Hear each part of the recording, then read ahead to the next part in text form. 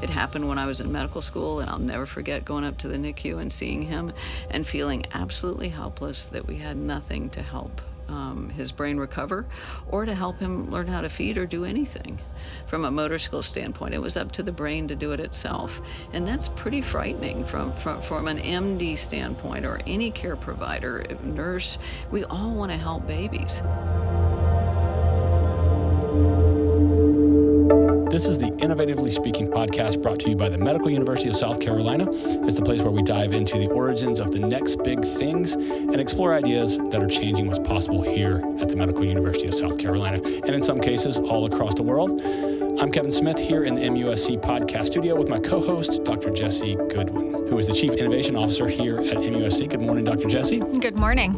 We've got two guests on the docket today. Tell me a little bit about them and why you chose them for this episode. I think this episode is really exciting because I think it shows the power of collaboration. So, it really speaks to what happens when you have a clinical pain point and aren't necessarily sure that you have the technical skills to solve it yourself, and how do you reach out and find someone who can be a fantastic partner to really move mountains and make meaningful impact on patients.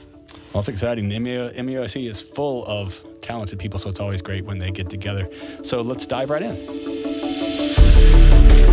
All right, today we're talking about strong babies, and we've got two guests, Dr. Bashar Badran and Dr. Dorothea Jenkins. Welcome to the MUSC podcast studio. Thank you. Yeah, thanks for having us. Dr. Jenkins, let's start with you. I was doing a little prep work for this episode, very interesting topic, and I'd like to hear a little bit of the background, maybe what got you interested in this subject, and if you could maybe talk a little bit about BabyStrong. So we have been doing research in babies' brain injuries for a long time, trying to help neuroprotect, but also help them recover from brain injury. And one of the things we see babies do after they've had brain injury is that they can't master motor skills very well. And that manifests really early as feeding delays because they have to master this very complex coordinated sequence of motor movements, suck, swallow, breathe, to be able to feed from a bottle or from the breast to be able to go home.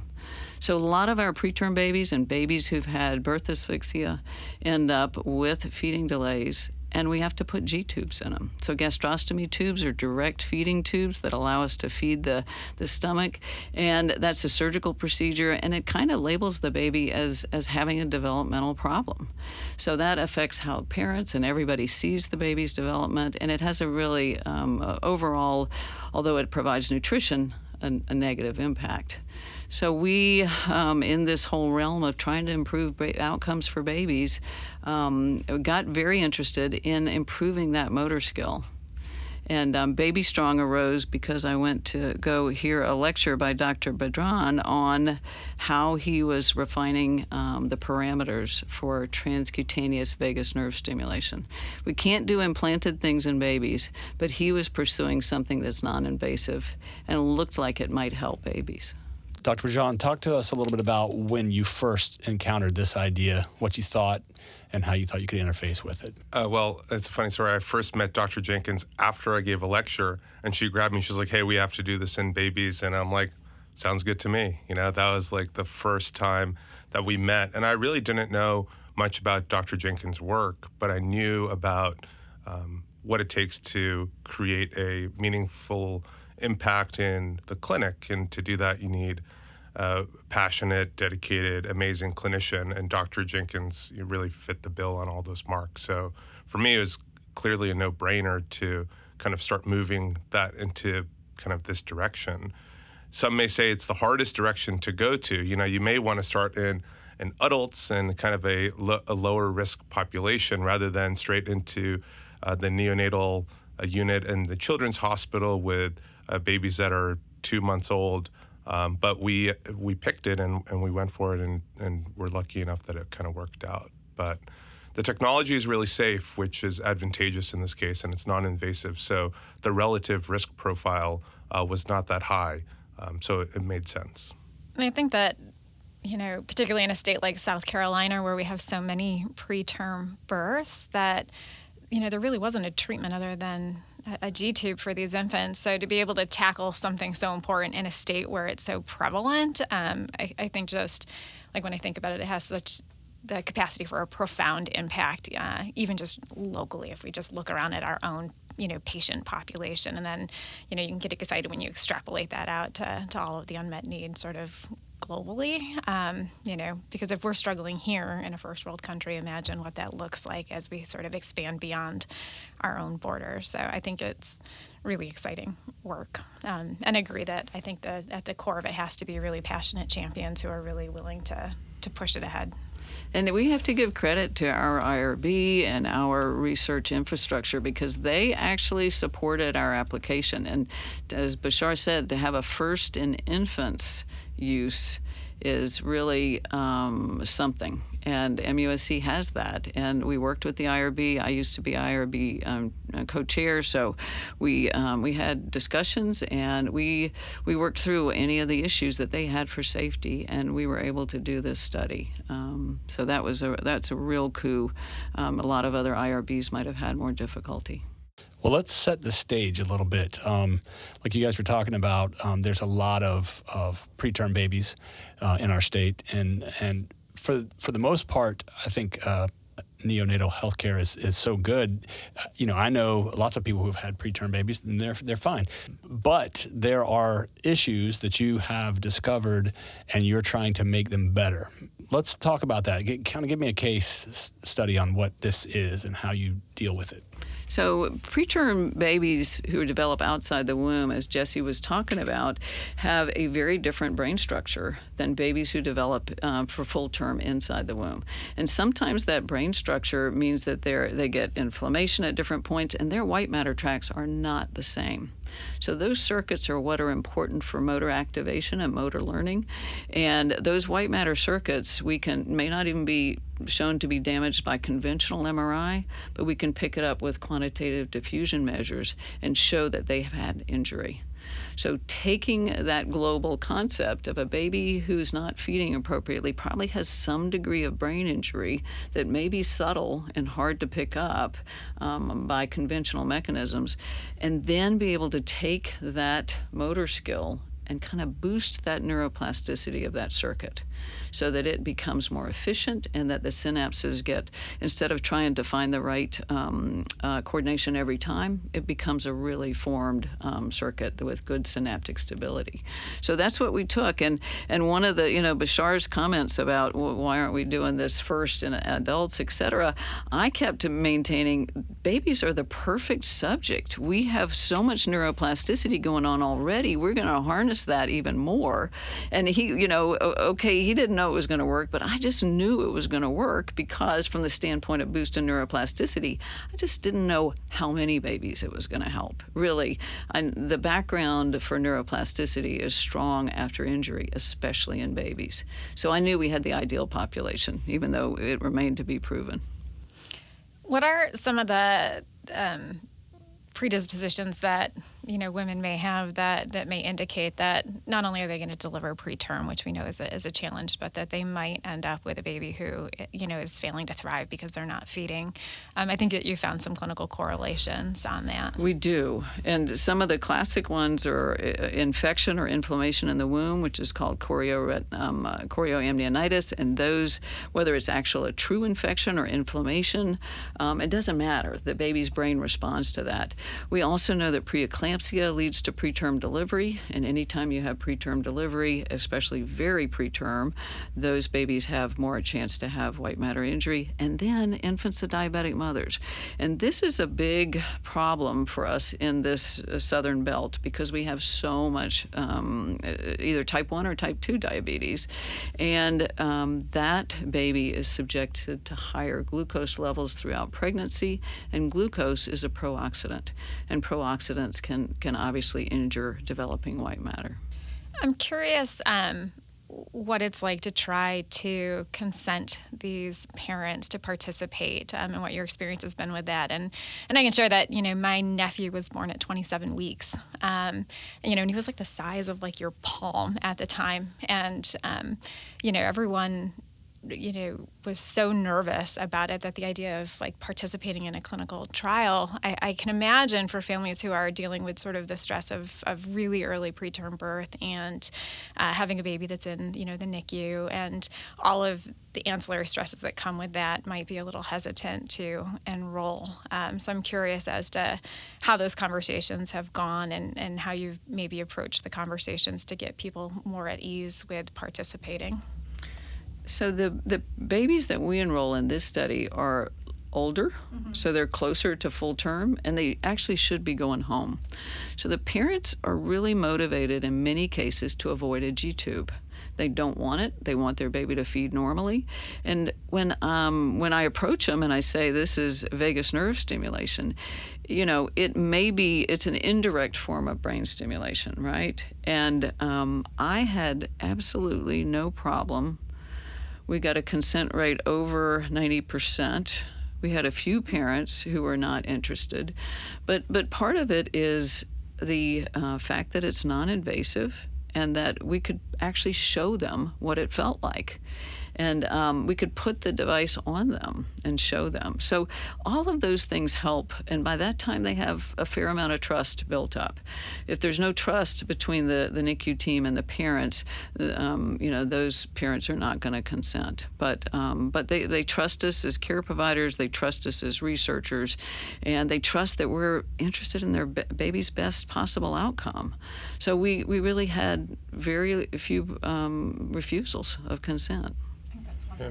I think one of the things also to add is what makes the evidence even stronger is that these babies have been trying to feed on a bottle in the hospital for months. The parents are in the hospital daily. It's very burdensome. And they're scheduled to get what's called a gastrostomy tube. So a surgery that puts a tube into the gut so that the mother can feed the child at home because it's time to move the baby home out of the hospital. So imagine some rock star clinical team comes up to you and says, we have something that's really safe that may help you avoid surgical implantation of a G-tube and a future explantation. Are you willing to try it? And so you can understand the problem here we're trying to solve is not only get babies to feed faster and better and stronger, but also we're trying to reduce the cost burden on the payer for reduction of gastrostomy tube surgery implantations. And we're also trying to get them home without the tube to avoid all of the problems with the tube itself. So it's kind of a double win. Not only is it potentially very promising and something that we want to provide for the patients, but it solves a serious unmet need there, which if you look at the babies that we were treating in the first clinical trial and our amazing response rates, those babies were already on the calendar for a surgery. So they were already ready to go. And then we were able to convert those from getting a surgery guaranteed to about a 50% chance of a surgery. So we already cut that in half. And we think that if we started earlier, it may be even a better solution. So let's talk about a personal connection. This is an intense kind of subject matter. And so what drew you to this? Was there anything personal? Well, my nephew had birth asphyxia and at 36 weeks, and he ended up with really severe cerebral palsy. So that's probably my motivation for working in trying to help babies with brain injury. It happened when I was in medical school, and I'll never forget going up to the NICU and seeing him and feeling absolutely helpless that we had nothing to help his brain recover or to help him learn how to feed or do anything. From a motor skill standpoint, it was up to the brain to do it itself. And that's pretty frightening from an MD standpoint or any care provider, nurse. We all want to help babies, and we want to help them learn and become the best they can possibly be. So that's probably my personal motivation for that. But every parent that I had to send home or just talk about G-tube about, you would just see their face fall. And that's heartbreaking. The fact that they start to realize my baby's not going to be normal. And that it's a terrible burden as a parent to have. I know they're still going to go home and worry about it. Like once you have a preterm baby, you're going to worry about that. You're going to watch development like a hawk. But to already have that known by the time you leave, it's disheartening. Yeah, I think one of the reasons I find it so fascinating and sort of appealing, as I mentioned, my nephew was born very early. He also had asphyxia as they moved him from the hospital where my sister was because she was ill, which is why they had to deliver him. And he ended up with we were very fortunate that it was mild cerebral palsy. But when they brought him home around 40 weeks, my sister was still out of state in the hospital. And so I came home from college to care for him. And we had to feed him every 3 hours. And it was suck, and then pull the bottle out while he gag, and he wasn't on a G-tube, but that was for a whole summer, every 3 hours, and it took 30 minutes to feed at a time because he could only because he couldn't inhale at the same time, so it would suck, pull out this little tiny bottle, and then watch him gag and gasp for air. And so I think about that and how fortunate we were that he didn't come home, on a G-tube, that we were able to bring him home and bottle feed, but how labor intensive it was for the whole entire family. I mean, it really took the whole family coming in to support it. That just from a very personal standpoint, I think that the impact that this could have on families that could solve this for them, And a lot of our families, especially in the South with the preterm rate, they don't have the resources for that kind of support. So they're working multiple jobs and they've got multiple kids, and it's any kid who is developmentally challenged needs more support. And so anything we can do to make it easier for that family is going to be a huge benefit to the baby and the family. Well, let's talk about the mechanics here. We've kind of set the stage for what is happening and the change in the babies that enable them to feed better. But I want to know what's actually happening here. You've talked a little bit about some stimulation techniques and whatnot. Can you unpack the mechanics of that? How does it actually work? So BabyStrong is, I think, the fourth biggest advancement in feeding technology, I think, in the planet. The first was ceramic baby bottles. So if you go to look at the sites at different archaeological digs, you can find baby bottles that are made out of ceramics. And then the next biggest innovation was glass baby bottles, where you can feed babies at home using a glass solution. And then plastics. So a big advancement in baby bottles was plastics and different nipples. And BabyStrong is, I think, the fourth biggest advancement in that kind of history of baby bottles technology. And it involves two different things. The first is a baby bottle that is administering nutrition to the baby. And at the same time that the baby is sucking on the bottle and intaking nutrients, we're delivering stimulation to the auricular branch of the vagus nerve, which innervates the human ears. So we time the stimulation when the baby is sucking on a bottle. And that pairing of electrical stimulation at the same time of sucking on a bottle boosts your ability to learn that motor ability. So it helps learn how to suck on a bottle faster. It doesn't make the baby suck. It reinforces that behavior and makes it stick. So it's motor learning. It's accelerating motor learning. And we know that that's how it works because all of the early evidence, not only in adults, but also in preclinical animal models, shows that when you stimulate this nerve, you get a boost in norepinephrine, which is a neurochemical in the brain that accelerates neuroplasticity. So when you increase the concentration of norepinephrine in the brain, you create a more plastic environment. Plastic means it's more malleable, it's more adaptive, and that's what we're taking advantage of. So stimulation of that part of the ear increases norepinephrine, which when paired with sucking on a bottle accelerates motor learning. You know, one of the other things I wanted to mention is that safety is really important. And we know now that it's safe because we've delivered 550 different sessions with these babies, and we have neuroimaging that shows improvement with it, not any decrements or problems with it. But at the time, we didn't really know if it was safe in babies. So that had to be explained to parents, and that was a big part of what we did during that first trial, is show safety. So it's nice to show efficacy, but safety first.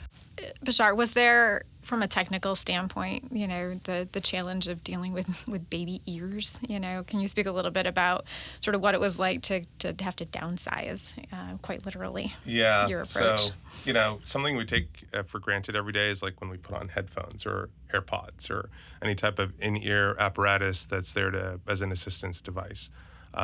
There's a lot of human ergonomics that goes into creating a good fitting headphone. And even the biggest companies can't make the perfect headphone for everyone. That's why they give you those little rubber things that you have to fit. And I bet one of us here in this room, none of those fit for, right? I'm a medium. I feel like mine are different, both ears even, Exactly, right? So that's the big picture. Ears are already hard to work with and take a lot of money and research on a human ergonomics kind of perspective to then come up with a design to be able to reliably fit in most people's ears, right? Maybe not yours, but in most people's. And so scaling down the human ear to a baby doesn't really work proportionally. And so we have to now consider creating electronics that can attach to a newborn's ear on a millimeter level rather than a centimeter level. So we're talking about like a 10x miniaturization of some components. So we went through a pretty serious rapid prototyping procedure where me and Dr. Jenkins went through probably 4 or 5 different prototypes, including me hand chiseling our own electronics to see if they would fit, right? We even did some specific ear mold casting to see if we can capture the fit. We've used hydrogel electrodes and clamps and spring clips. And I remember we were using a water jet cutting machine that I would have made in New York City, and then they would ship it to us. And these miniature stimulation electrodes were actually pretty good for what they were. With a spring. Yeah, with a spring. Mm-hmm. It was like the most simple solution was almost always the best. But in small scales, at scale, the most simple solutions may not be the best. There were still some technical challenges. So now I think we're at a point where we've gotten pretty nice electrodes that we like, that are adhesive and that can fit, and the manufacturing is kind of scaled up. As we get more resources, then we can afford different things that are much better. But at an early stage, when you're limited in resources and we're doing all the work ourselves, it can be quite a challenge. And babies don't do what you tell them. So they're not going to sit there and be still and quiet like an adult would be when you clip this on their ears. So we had a lot of trouble. That's one of the things we had to do was, a baby burping or, crying, it's going to fall off. So we had tape and we did all kinds of stuff. And Bashar's most successful one is the black carbon, which was conductive. And he was able to mold in a better fashion. So that's the one we ended up using for most of the babies. I kind of love the visual that I get, like listening to you describe sort of the history and all the iterations that it took to get to where you are now, because I do think that there's something almost romantic about the idea of inventors being in their garage and rolling up their sleeves and sort of how that comes about. And I think it really does happen that way in a lot of cases. And the other reason I like it is because I often have individuals who want to come and they have an idea for something, but they're really afraid to try the quick and dirty method, right? And it's like they really want a polished solution before they roll it out, and it's like, well, you don't even know if the polished solution is going to work. So sometimes the best approach is just to try a bunch of things, try a bunch of springs, try, all of this stuff before you get to that end laser cut, but that's not where you started, right? No, speaker wire and black carbon and it's a great visual example of Bashar in his lab, the sleeves rolled up and, a lot of the day-to-day components that we run into have all the same components that you need for any type of device. So like the speaker wire, it's really just copper enclosed in a plastic insulative material, right? So then if you strip away the plastic insulative material, now we have a wire, right? And so then you're starting to kind of work on really rapid prototypes, so failing fast. Yeah. The faster you fail, the faster you could get to the next solution. And, you know, you have to be okay with failing. And we know we're going to fail. And so oftentimes we're quickly failing. I'll get a text from Doe, this thing sucks, you know? I'm like, great, like, let's fix it, right? Or this broke, or whatever. And then we quickly iterate to the point where we're able to do it. And it is frustrating to fail on babies. So you don't want to, I didn't want to fail a single session. I didn't want to have poor contact the whole session. So, you know, I was driving Bashar pretty hard because I didn't think I could waste a session with this baby. You know, I didn't know when is the final click point for the motor skill. I know it's a learning process, but where in there? If I miss a day, is that going to disrupt it? So there was an urgency, and yes, we worked really hard back and forth for a lot of this. Yeah, it is kind of a conundrum, right, of wanting to be able to iterate and do rapid designs, but also knowing that you have a very finite window with each patient in terms of the number of sessions that you're going to be able to do with them. So what everyone sees is the end product, right? And so leading up to that, I spent several years with amazing people at the Department of Psychiatry working on a series of different studies that really validated what we were doing on a neuroscience level. And really the principle here is, does stimulation in nerves in the ear activate the brain and modulate the body? And so we set up a series of experiments where we would stimulate using different electrical parameters, so different frequencies, different pulse widths, and measured autonomics. And the autonomics means heart rate, respiration, skin conductance. And the question there is, if we're stimulating the ear and it's activating the nerve that we think that it's supposed to activate, well, then we'll be able to detect that activation by measuring heart rate, because the nerve connects to the heart. And whenever the nerve is active, it releases acetylcholine on the cardiac fibers, and it slows heart rate. That was the hypothesis. We're stimulating this nerve that is involved in the heart, and when we stimulate the nerve, we should see a measurable reduction in heart rate based on this cholinergic synapse. And we didn't really know if it would work going into it. And we showed that as you increase the frequency and increase the pulse width and change the parameters, that you start to get a robust slowing of the heart rate. And by robust, I don't mean, 50 points, right? It's not unsafe. It's a clear biomarker of activation that's about 4 to 6 beats per minute. So if you come in at a resting heart rate of 60, we're bringing you down to about 52 to 54. And then within about 30 seconds, it recovers. And so after we were the first really to demonstrate that stimulation does that, we were then able to use it in babies to determine if we're in the circuit or not. Because babies can't talk, they can't tell you that they feel it, and you're kind of blindly delivering stimulation to a nerve. So it's nice to look up at the monitor and say, oh, we're in or we're not in, right? And so that's kind of what we started to do. We started that study in 2016. And we started the first baby work around 2018, right? 2017, yeah. Where are you at in terms of, your testing and development now? I think you've mentioned 550 some odd sessions. So can you give us a little bit of a description in terms of where you're at and validating this, and then what comes next, before this becomes a full-blown product that we can prescribe? So we enrolled 35 babies, and we treated them with either once or twice daily stimulation paired with feeding.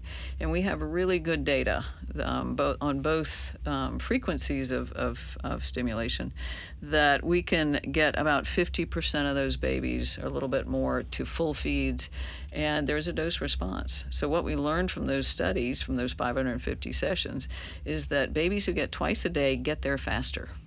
So the median days of a response were 8 days compared to 15 days if you got once daily. We didn't really change the response rate. So we had safety. We had some measure of efficacy in that the babies who were going to get G-tubes, 50% of them didn't. And we had a wealth of experience with the product and what we needed to do. And the cool thing about that work is that we also got neuroimaging. And one of the key aspects of neuroimaging was, first of all, let's make sure we don't hurt anything, which we didn't. But is there a difference in the babies who did get to full feeds and the babies who didn't in their either starting brain injury or how they responded with that circuit maturation? So that's really important data to support that there is an effect, even without a randomized trial. And during that, we, working with Troy and the Foundation for Research Development, they applied for and we got FDA breakthrough device designations. And so that's a big plus. And then Bashar and I worked on getting a randomized trial proposed and funded. And so what we have is a faculty startup called BabyStrong that's being conducted in conjunction with the MUSC Foundation for Research Development. And together we got about $315,000 to do a 1-year randomized controlled trial in 20 babies. So the difference between this trial and all of the work we've done prior is the work we've done prior is open label, so there's no placebo control. And what we did was we were investigating the parameters and the dosing and how many times you do it. And now we're at the point where we're looking at the true double-blind effect. And so we have a year to do it, and we're starting enrollment as early as Monday, right? We can start as early as Monday. So you caught us at a good time because I'm leaving this recording and going to program the devices, right? And so that's kind of where we're at. And we have an amazing team, and everyone's really excited. That is so exciting. Well, let's talk about the future then. Dream, if you will, for a minute. You've got this year study starting right now. Where do you hope to be at the end of this year and then maybe in 10 years? We're enrolling 10 babies in each group, active treatment and no stimulation paired with feeding. And we are getting MRIs then as well. So I hope that this data in a randomized fashion is going to show the similar effects to what we showed comparing the babies to themselves before feeding, that the stimulation does actually improve the neuroplasticity, which we want for mechanism, but also the effect that they go home. We got 74% of all the babies enrolled in that prior trial to full feeds. If we have that same effect size going with this same group, same inclusion criteria, they've got to be basically term, and they've got to have been trying for several weeks, and they've got to be in G-tube discussions. So it's the same exact criteria. We may be able to show effect with that small number of babies because the effect size would be huge. If not, we're going to go forward with the phase 2 trial specifically, and somewhere between those two, we're going to go for FDA approval of the device. Every time you're in a startup development, it's always a startup and it's always new. So we're still constantly refining, trying to get that last product that then will go to the FDA to get approval for. Because at that point, it's all hands on deck and we're running. So short term, we're optimizing going to larger clinical trials. Long term, I think we're confidentially talking to several different groups who are strategic partners who we're looking to bring on board to start growing this into a pretty large medical device company, which is where we see this going. We want BabyStrong in every hospital in the United States. And there's not only a clear need for it on a care level, but there's a financial need as well. It's really expensive to keep a baby in the neonatal unit for 2 months. It's really burdensome to the family who has to travel and be there every day. It's really expensive to get a surgery. It's really expensive to take that port out afterwards. And so not only is there a clear financial benefit for the payer, but there's a clear clinical benefit for the baby. So there is no reason why this won't be in every hospital in the United States and ultimately in the world. So this is a really groundbreaking technology which we plan to see from the early days where we're hand-cutting electrodes to the days where we hope to deliver the first system to the first hospital and train the team on how to use it. So we're excited. The potential impact of this, I think, is underscored by the fact that you did get a breakthrough designation by the FDA. They don't just hand those out to anybody, and so the fact that you were able to achieve one, I think, really speaks to the potential impact that you have here and the fact that the field really does want a lot of data I think we're really fortunate that you guys are at an academic medical center where you understand the value of supporting, product development with really robust research. And I think it's kind of the beauty of being able to do something like this at an institution like this, where the data and the research go hand in hand with the product development, where you wouldn't necessarily have that if it was starting somewhere else. And we have such strong collaborations at MUSC. I'm constantly amazed. I talked to some colleagues at Harvard where they just don't collaborate like this.